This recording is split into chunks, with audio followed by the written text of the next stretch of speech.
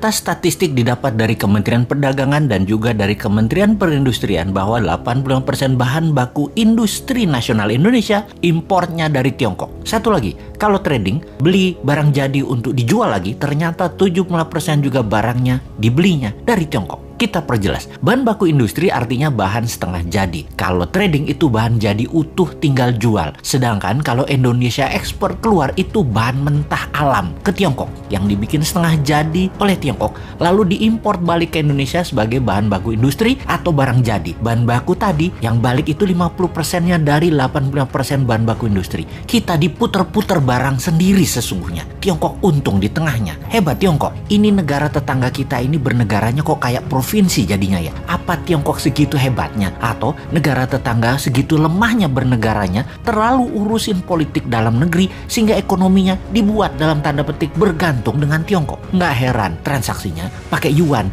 Baru ngeh saya juga. Multi currency atau mata uang yang berlaku di banyak negara seperti yen, dolar, dan euro memang tidak diperlukan kalau kayak gitu. Ya itulah kenapa istilah provinsi itu muncul. Timur nih, kalau Newman yang pegang mandat, 90% kebutuhan negaranya tergantung rupiah dan barang dari Indonesia. Jadi tanpa perlu diintegrasi penyatuan kembali Timur ke wilayah Indonesia, ya Timur sudah jadi provinsi lagi. Sama seperti Gajah Mada menyatukan Nusantara juga bukan pakai military approach, tetapi pakai economic approach, pakai emasnya Majapahit. Atau istilah ini adalah semua dalam buku Akademi Militer, namanya kolonialisasi 5.0, seperti yang dilakukan oleh Tiongkok. Kolonialisasi 5.0 pakai yuannya Tiongkok. Itu adalah economic approach. Negara tetangga itu jadinya ya kalah diplomasi, kalah strategi, kalah ekonomi, puncaknya ya kalah kedaulatan. Hal ini tanpa perlu menurunkan bendera merah putih diganti dengan merah bintangnya, ya sudah takluk jadi provinsi juga. Jadi apa kata Beijing deh seakan-akan. Tapi sekali lagi, untung masyarakatnya dibuat apatis nasionalismenya, nggak ngerti kedaulatan, nggak ngerti nation right. Kalau paham sudah biar tuh pejabat yang paling serba bisa itu. Saking baiknya atau nggak ngertinya bernegara pejabat puncaknya, di negara tetangga tersebut ada pejabatnya terbukti meletakkan uang di Pandora Papers aja nggak diapa-apain. Walau kalau ditanya nggak tahu duit dari mana tuh dapatnya pejabat itu. Pejabat loh ya. Rakyatnya kalau udah hal gini cuek. Mungkin sudah kadung cinta dan sudah kadung kena propaganda otaknya oleh ribuan buzzer bahwa anti pemerintah itu pasti kadrun yang kena radikalisme Timur Tengah. Bosman bahkan dibilang kadrun. Lah wudhu aja belum lengkap, ilmu agama tipis dibilang kadrun. Padahal kelompok oposisi yang kerjanya ngeritik tanpa solusi juga dihantam sama Bosman dengan pertanyaan sederhana. Lalu solusinya apa? Kepada para oposisi. Kalau solusinya hanya ganti pejabat, ganti pemimpin,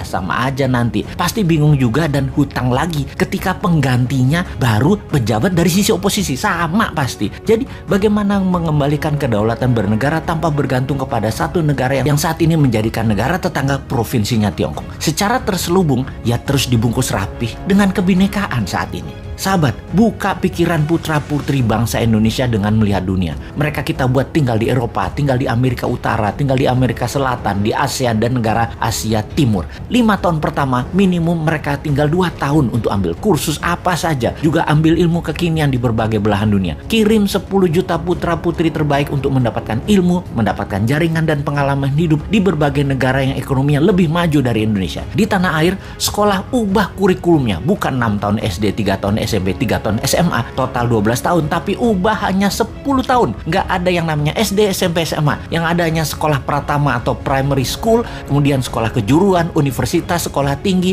akademi militer, kepolisian, dan lain sebagainya. Selesai sekolah pratama, maka ada wajib militer 2 tahun. Secara teknis, wajib militer selesai dulu, baru 10 juta putra-putri terbaik ini dikirim ke luar negeri dalam 5 tahun ke depan. 10 tahun ke depan, tambah lagi, ada 20 juta putra-putri terbaik ini memiliki nasionalisme yang kuat, berpikir terbuka, pandai, dan membuat banyak perubahan di tanah air tercinta ini hingga menjadi negara berdaulat utuh adalah karena pengalaman mereka selama mereka belajar dan melihat dunia. Itulah bekal untuk Indonesia emas di tahun 2045 versi Newman. Kita tantang yang lainnya, konsepnya mana? Jangan cari populer jual tampang dan kegiatan pakai anggaran Pemda dan anggaran negara dong. Modal sendiri tanpa jabatan, tanpa anggaran pemerintah kalau bisa.